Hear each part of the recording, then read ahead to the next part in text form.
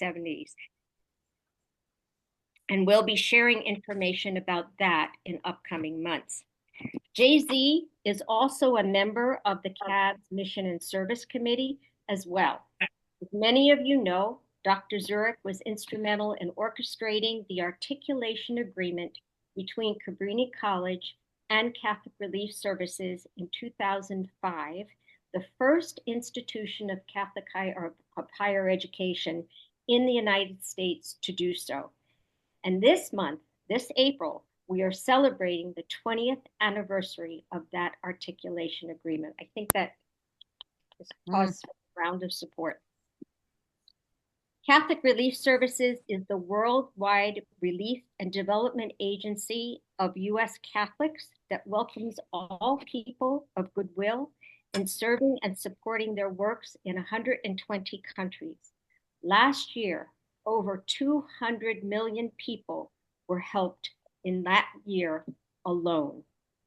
This evening, we will learn more about CRS for those who know the organization well. Cabrini alums, our own Melissa Stevens and Claire Pressimone. Wave your hand. I know we're almost on 3 screens now, so Claire and Melissa are here with us. They both work for CRS, and we will learn the impact that the recent USAID cuts from the federal government have had upon people served by CRS. As we listen this evening, we're reminded of Mother Cabrini's exhortation to us all. The world is too small to limit ourselves to one point. I want to embrace it entirely and to reach all of its parts and to love and serve others. Now, with Mother Cabrini's words ringing in our ears so positively, so present, I'd like to turn the program over to my friend and co-chair, Faith, and she will share some specifics about what we are aiming to affect about the Catholic ambassadors, the Catholic social justice ambassadors. Thank you, Nancy. Hello, everyone. I'm going to just tell you a quick little bit about the foundations of our discussions. We're going to be talking a lot, hopefully, at these things. And then you can hear Jay-Z speak, because I know everyone wants to hear him speak again. So real quick, this initiative is, we're just bringing together 3 really well-known social justice organizations to be the foundation of our initiative. And we're going to be having lots of discussions. And we just want to make sure that in these discussions, we're going to break out into breakout rooms soon, but we want to keep in mind the principles of Catholic social teaching. We don't really want to get swept up in political ideologies or focusing on partisan opinions. We want to root out the negativity and focus on advancing Catholic social teaching principles like advancing the common good and promoting the dignity of all persons, caring for God's creation, because these are the founding principles of the Cabrini Sisters, Catholic Relief Services, and Network, which are the 3 organizations that are the foundation of this initiative we're starting. So that will be the root of our discussions, and I will introduce the lovely ladies who will head these discussions. But first, Jay-Z, if you would like to talk more about how we will engage this initiative. Great. Thanks, Faith. Thanks, Nancy. I just checked on screens 2 and 3, and hi to everybody on screens 2 and 3. I didn't get a chance to say hello to you, and it's so wonderful to see people who just found their way onto, I guess people shared links, and I think Holly's going to be taking screenshots, and I'm going to capture it and find your emails and track you down dead or alive. So we have 3 purposes to learn, to discuss, and to engage. And so many of you, when you wrote so movingly about why you joined, you expressed the desire to do more than learn and discuss. Many of you wrote that you want to make a difference. Tonight, we will be doing advocacy with our members of Congress about the cuts to USAID. And we'll spend a few minutes at the end of today's session doing just that. But there are many ways to make a difference based on our personalities, demands upon our time, stages of our life. And I'm going to share my screen, if I can find the share button. There we go. And here it is. Wow. Wrong one. Damn. I'm going to stop sharing and I'm going to try to share again. I haven't done this since COVID, for God's sakes. Give me a break. I'm going to try this one up here. I think you're still on Guatemala time. Uh, Yeah. yeah. Ah, okay. What the heck? I'm just going to talk. Oh, there we go. Do you see a pie chart with Yeah. three colors? Okay. Yeah. Okay. Phew. Um, so this is the Stanford Pathways of Civic Engagement that Dawn Francis pointed me towards. And it shows the different ways that we can become engaged um, besides, discussing among ourselves. So just taking it from like 1 o'clock to 3 o'clock. So direct service, that's something that many of us have done, beginning in elementary school. Um, Community engaged research. If you were in the last 20 years at Cabrini, you might have done that in ECG 200 or 300, gone out to the community and done some research. The third type is philanthropy, giving. Um, all of us obviously do that. Uh, Fourth, the red one, socially responsible actions. A very simple one is, separating our recycling and recycling. So just, very simple to much more complicated, socially responsible investing, for instance. Um, Moving on to purple, community organizing, activism, and protesting. So around the country on April 5th, last Saturday, there were a lot of protests. That's one example. Others would be community organizing, organizing your community for a fundraiser, to help a family that has lost something. So many ways of doing that one. And then lastly, the gray one is lobbying and advocacy. And some of us have done that at Cabrini, but it is not something that a lot of people do. But right now, because so much is in Congress's hands, we're asked by Network and by CRS to do direct lobbying. And so we've included the last 5 to 7 minutes of tonight's event to go to CRS's website and do some advocacy there. Okay, I am now going to unshare. Good, you're still there. We're going to reach out to you in the next month or two because we're all different. We all have different places that we are in our lives, and we're going to reach out to you in a Google form to get your experience, your interests, your talents, how you might want to be involved in other ways. And for some of you, I know your lives are, you're lucky to get on here for an hour, and that's fine. But some of you have asked to do more. And so we're going to find out what you're already doing and how we might do it as a group, either virtually or even in person, if you're, I guess, in the Philadelphia area. As I look on the screen, I know people who accompany immigrants to court dates, people who tutor English, people who do all sorts of things. And next month, Nancy is going to talk about the partnership we have with Cabrini Immigrant Services. And that's going to become kind of like our model for how to organize a partnership. Next month, also, our topic is going to be the U.S. social safety net. A lot of you have said specific aspects of it. Network has kind of focused on the potential cuts to Medicaid and to SNAP because that's going to affect so many people, people with special needs, et cetera, hunger in the United States, so many things like that. So that's going to be our topic next week. And as we go on in future months, we're going to dig deeper. We're going to look at the broad implications of the immigration crackdown and many other issues. But today we're going to focus on the drastic cuts in foreign aid. So as you listen to Melissa and Claire, please think of what you want to say to your members of Congress at the end of today's meeting. I am now going to share. Oh, please make it work. Oh, yes. Voila. I'm going to put this link in the chat, but I can't do that right now, but I'm going to do it when I get done talking here. So this is CRS's website, which makes it easy to do lobbying. You just fill in your name, and then the website looks up who your members of Congress are. And then it has a pre-formatted email to Congress. It has an intro.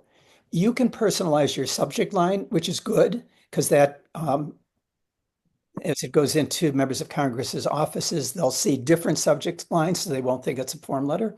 And then there's a box here where you can put your message.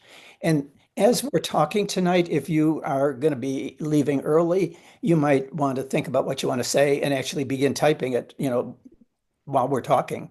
Otherwise, kind of save your thoughts, and you can do this at the end of tonight's meeting. Stop sharing and remember to put link in message and chat. Okay. So USAID is the government office that since the Kennedy administration has provided foreign aid in global emergencies and to help countries develop and grow out of poverty. This was the first office that DOGE cut, probably because people know so little about foreign aid. The truth is that just 0.5% of our budget goes to foreign aid, and most of it goes for humanitarian aid to combat hunger and disease. And most of this aid has now been suspended or eliminated.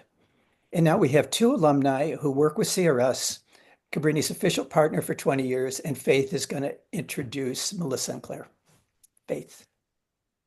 Okay, so first we have Melissa Stevens. I don't know where you're at, but if you want to wave, throw something up. Or there you go, perfect. That's her. Melissa graduated from Cabrini in 2007 as a comm major, and she's worked for the Philly Inquirer, multiple advertising and PR firms, marketing communication roles. She moved to CRS in 2013, and she's now the senior social media strategist. She's married to Jeremy, who's also a Cabrini alum. I don't think he's here, but he's here in spirit. She's here, so it's fine. And then we have Claire Simone. Claire, if you want to wave or say hi. Hi, everyone. Claire graduated in 2014 as a social work major, and she did 2 years post-grad in Cambodia as an English teacher, which is super cool. She received her master's degree from Fordham in international political and economic development. And at CRS, she has worked in Malawi and Afghanistan, and she's now based in Atlanta as a community engagement manager. And she just had a super cute kid named Simon. And I am going to pass it over to them. There you go. Awesome. Thanks, Faith. Thanks, everyone. It's amazing, really amazing to see all of your faces and to be with all of you. If I seem like I'm doing something, I'm multitasking, I do have my newborn next to me, and he's staying chill for now. If I need to pick him up, you might get a glimpse of him. Yeah, it's just amazing to be with all of you and excited that he gets to participate in this advocacy in some small way too. So Melissa and I want to kind of give you guys a glimpse of what this has looked like for CRS specifically. This is a story that's true for many agencies across the country. I have a sister-in-law who works for a private contractor and for-profit, and they, she also got impacted by these cuts, and so it's really having increasing ripple effects across the world. And so, Jay-Z gave a little primer of what USAID is, the U.S. Agency for International Development, and CRS, who I've been with for a total of about 7 years, has been partnered with USAID and been one of the largest, if not the largest, faith-based implementer of USAID funding in the U.S. We've partnered with them for many decades and have had increasing, effects around the world, impacts on communities and figuring out ways how to do both the humanitarian side, which Jay-Z mentioned is the largest portion, but also the development side. So providing opportunities for people to, figure out how to build their own communities. And Melissa's going to go a little bit more into the actual programming that we do. But this has been something that, this partnership with CRS and USAID has had really impressive impacts, and we, the cuts have been dramatic. So our budget, CRS's budget, was about 55% of that was USAID funded. So with these cuts, now not all of the projects that were USAID funded have been terminated, but we lost a large portion. So as you heard, there were a lot of cuts in different areas with the USAID. CRS was also impacted. We've had several offices closed, lots of staff have to be let go, and that affected both our international world and those of us based in the US as well. And almost done. And so how are we responding at CRS? So we obviously are working with groups of people like you who are mobilizing. We are sending in emails, making calls to members of Congress, letting them know that this is important as Catholics or as people of goodwill, as US citizens. It's important to us that we work around the world to improve the lives of those most in need. That is something that is really meaningful and what we stand for. And we think the government should maintain that and stand for that as well. And as our US engagement, we are really trying to build public will for support of international assistance that will lead to political will. And so in case you don't know what those phrases mean, essentially the public will is making sure that we as a public, as those people who live here, think this is important. And if we think it's important, then our political representatives, members of Congress, are also going to think it's important, and that's the political will. So we've had really great success already, just being able to let people know what's really happening. There were examples of money that wasn't getting given to CRS and other agencies for work that had already been done, and so through advocacy, we were able to make sure that does get to us eventually, and we've seen some success with that. And just so it's had this really great impact. As of mid-March, we've had already 172% of what we did last year in terms of advocacy at CRS. The number of emails that are going to Congress have just skyrocketed because this issue matters. So in case you're wondering if you are, the 60 or 70 of us that are here and the 180 of us that signed up, if it's just us, no, it's really thousands and tens of thousands of people around the country who are really, again, that's just what CRS is seeing, but we're really important. And from our side, again, from CRS, every Senate and House target that we have has received at least one email action. So we're having, exponential effect across the whole board. But then the other side of that, I don't work as much in fundraising, but we do have a large fundraising portion at CRS. And we are well beyond our goals of this year, again, because people saw that these cuts were going to have devastating effects. And it's really important that we get those funds in. So our donations have really gone through the roof too. It's just an amazing symbol of what people's power and interest in supporting this work is.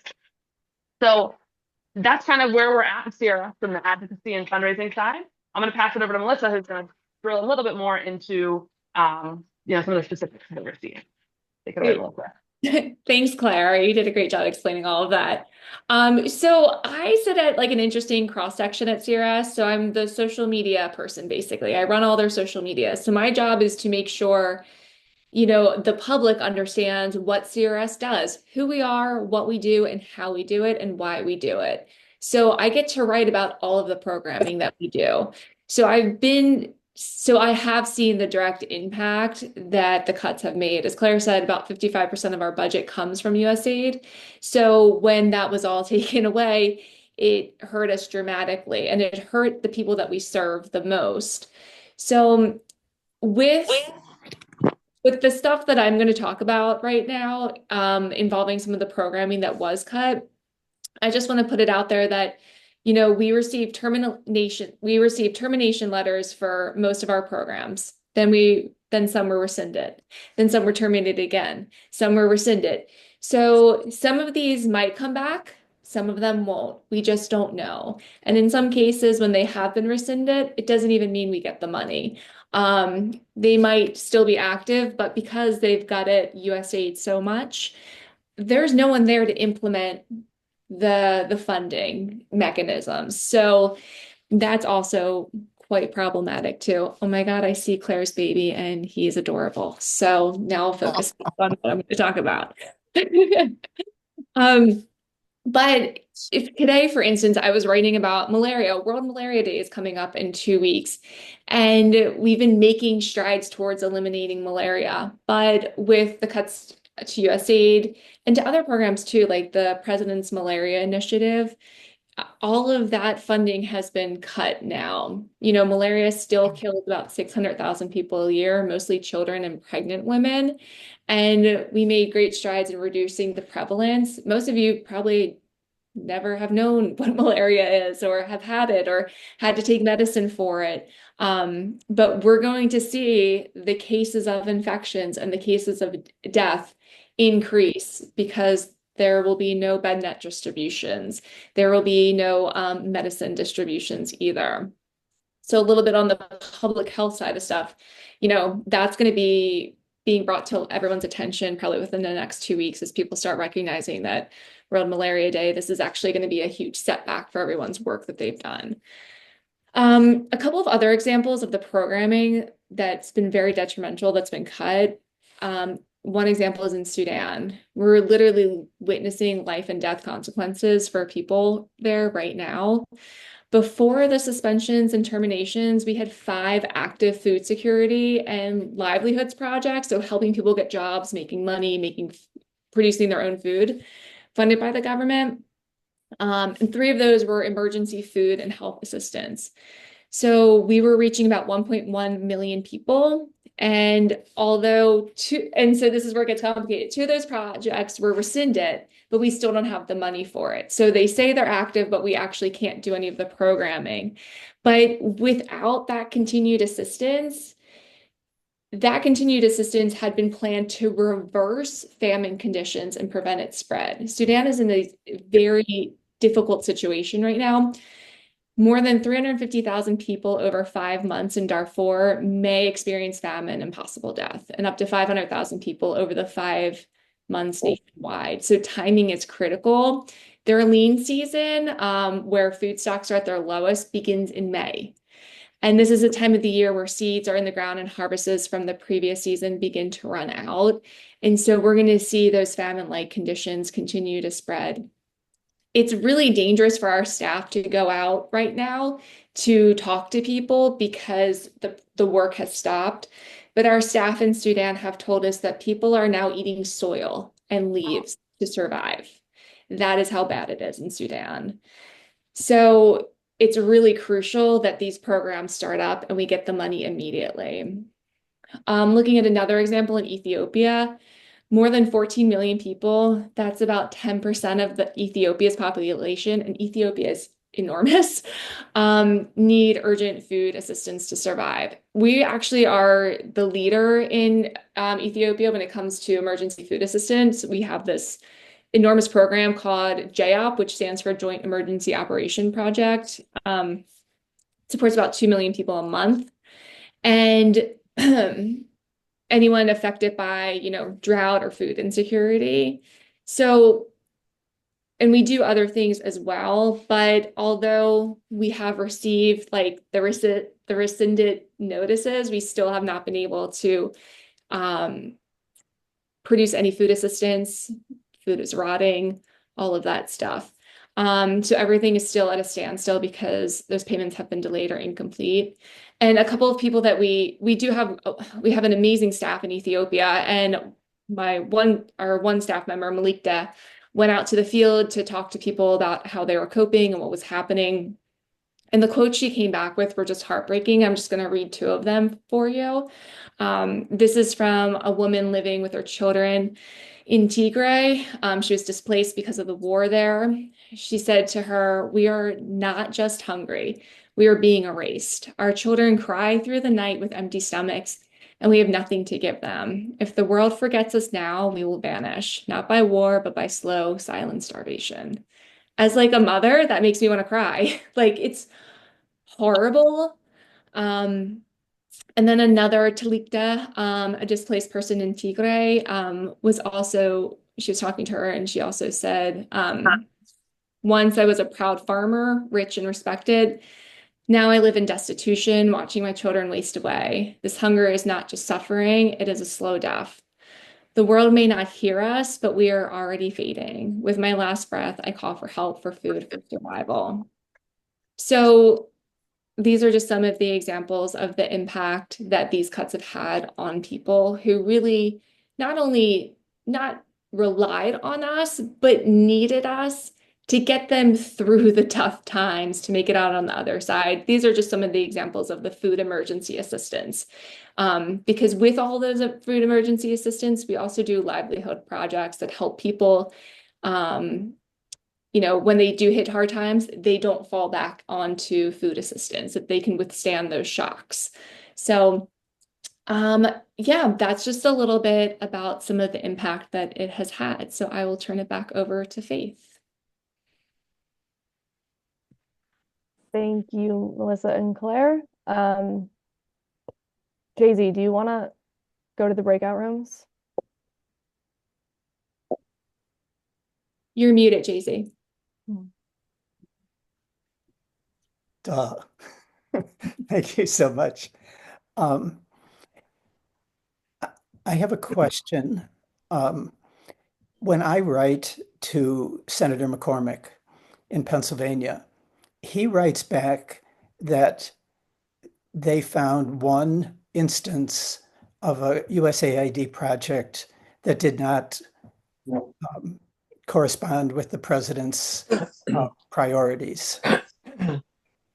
As you know, the United States priorities, could you imagine what that might be, and how can we explain that what CRS does with USAID money is actually advancing American priorities? Yeah, that's a good question. So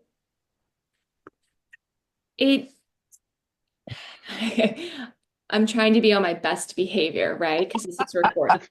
So I'm looking at my talking points. No, I mean, we are a trusted partner.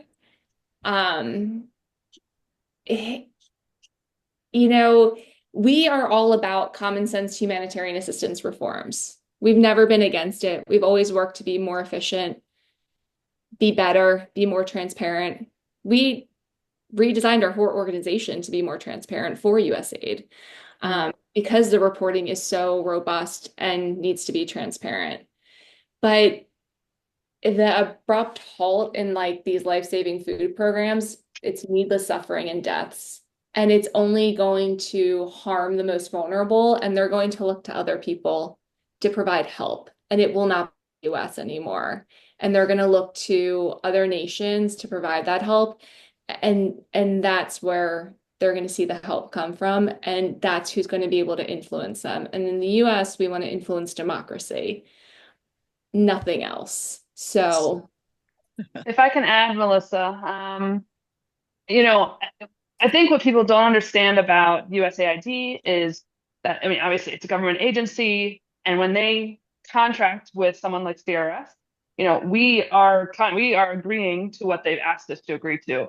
So when it comes to a project, doesn't matter whether it's like JOP, which is like this humongous, really big multi-year project, or something that's, more short term or more of an emergency response.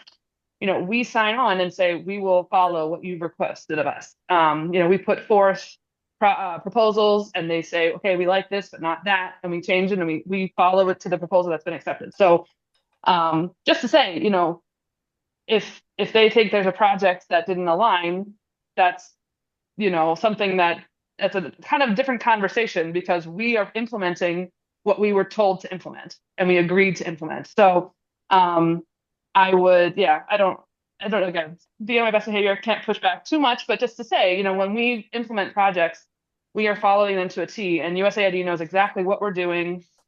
All the government, we also, have State Department projects, or many other USDA projects. So all of those, we follow the government's requests and responsibilities, and we've never had instances where we didn't do that. Okay, thanks so much, Claire. I had to do some quick math because I'm doing the breakout rooms, and we need 16 breakout rooms, so I had to get my calculator out. Good going, Melissa. I'm now going to create the breakout rooms, And if you would remember, what the prompt might be for your breakout room, um, it's this. Please think about what you want to say to your elected officials and how are you affected as you hear Melissa and Claire talk about these cuts? So how are you affected as you hear of these cuts? And what do you want to say to your elected officials? And we'll have about 10 to 15 minutes in our breakout rooms, and there's going to be 4 per breakout room. And if there's a problem, come back to the main room and we'll try to fix it. Open all rooms. Okay.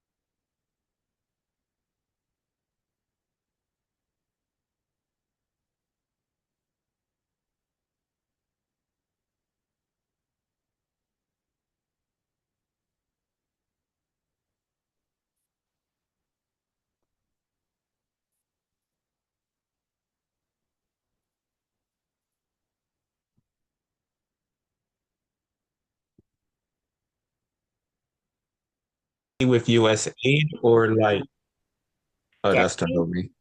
Specifically with USAID or with regard to like